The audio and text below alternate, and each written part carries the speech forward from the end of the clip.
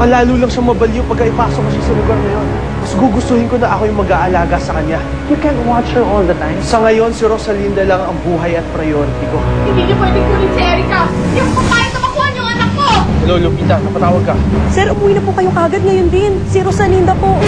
Pagdating ho namin dito, nagkakagulo na po ang mga tao dahil po sa isang babaeng baliw na umakyat po sa rooftop ng isang building. Si Rosalinda. Hindi niyo pwedeng kukunin ang anak ko! Sana maabutan ko pa sila Rosalinda at Erica. Sana walang nangyari masama sa mag-ina ko. Hindi mo ako!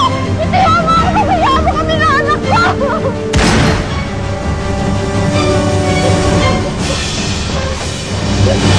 Hindi mo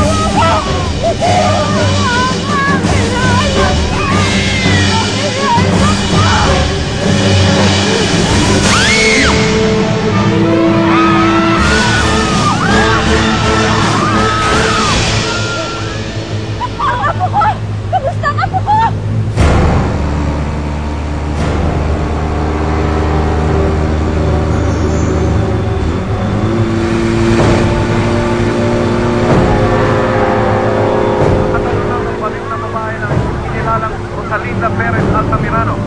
Nagkakagulo ho dito. Teka muna ho. Diyos ko. Huwag ho kayong mangharap. Pinangyari ko sa mga mag-ina ko.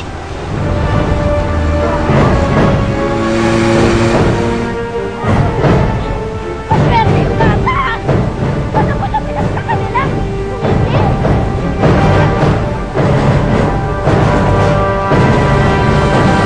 Ano po ngayon dito?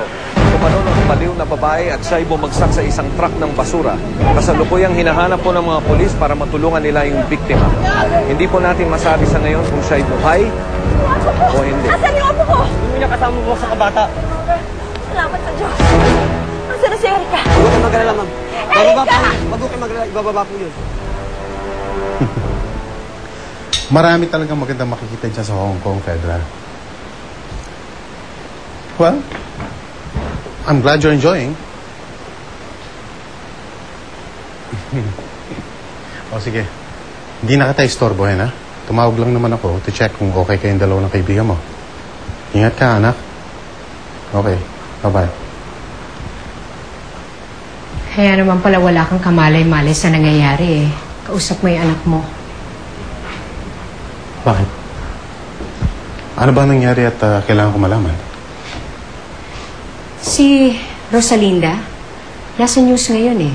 As in live feed. Rosalinda, yung asawa ni Fernando Jose? Bakit siya nasa news?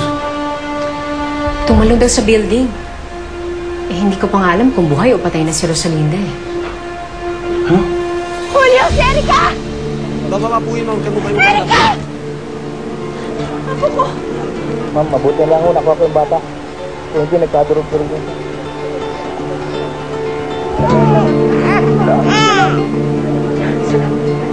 Erica! Nasaktan ka ba? Ito madam si Rosalinda. Hindi mo ako, Julio. Sir, huwag muna ako kayo dito. Di ba, inalagyan? Doon muna ako kayo. Ano ba? Sir, huwag muna ako kayo. Doon muna ako kayo. At sabi pa sa balita, baliw daw si Rosalinda kaya tumalon sa building. Baliw si Rosalinda? Eh sino ba namang matinong taong gagawa ng ganun kung hindi nga baliw? Ano ba nangyari kay Rosalinda? Bakit ba siya nabaliw? Meron bang kinukwento sa'yo si Valerio tungkol doon? Hindi kami nagkakausap ng kapatid ko. Kaya hindi ko alam kung ano nangyayari sa kanila. Pwede pa siguro, punta ko sila. Alfredo, bakit ka pa makikigulo doon? Ano ba naman pakialam natin kay Rosalinda? Huwag ka na umalis. Dito ka na lang.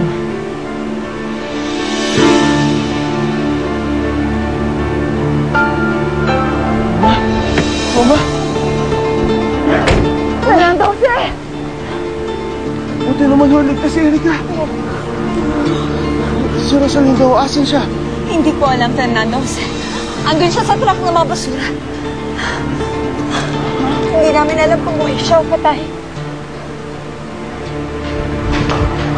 Abril, Dad, Ano na nangyayari? Buhay daw po yung baby ni Kuya Fernando Jose, pero si Ate Rosalinda hindi pa rin nahanap. Bakit ganito nararamdaman ko? Bakit ako nag-aalala para kay Rosalinda?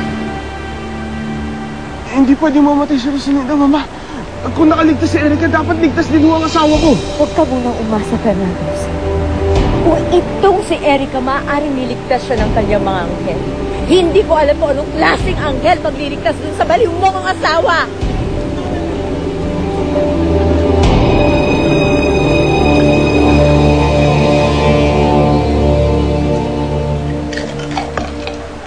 Oh, anak. Ang daddy mo? Ayun, nanonood pa rin ng news. Alalang-alala kay Ate Rosalinda eh. Gusto mo ba, anak? No ma, thank you. Paano kasi? Kinikilalang kapatid din niya ni Fedra. Kadugo rin ni Rosalinda ang Soledad Romero na yun. Kaya ganyan na lamang ang pag-aalala ng ama mo. At kahit hindi aminin ni Alfredo, alam kong mahal pa rin niya si Soledad. Dahil kung hindi anak, hindi siya magkakaroon ng ganong interes panoorin pa si Rosalinda. Rosalinda.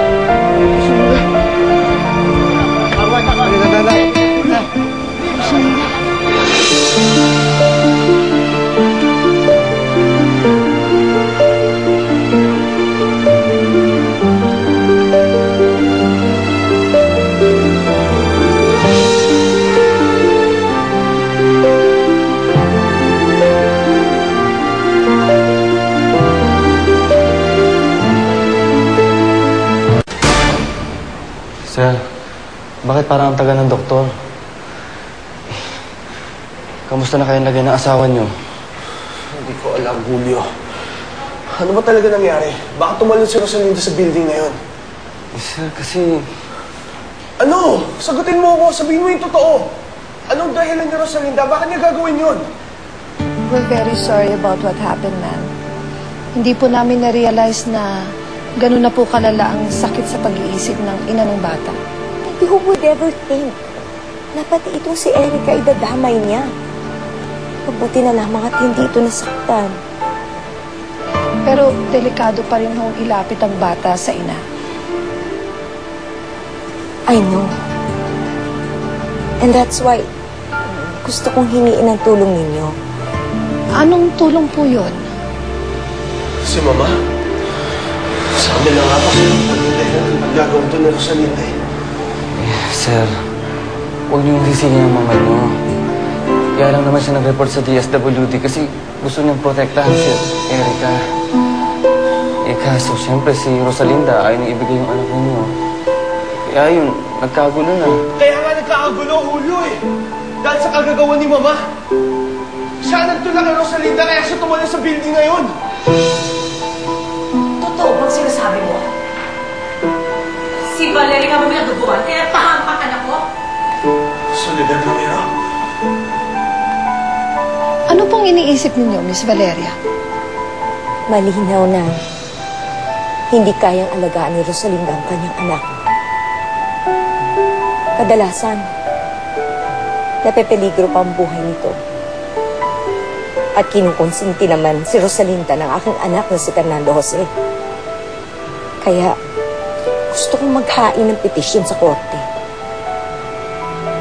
for the full custody of Erica. Malakas din ang loob mo mapakita sa akin. Wala ka talaga kahihiyan.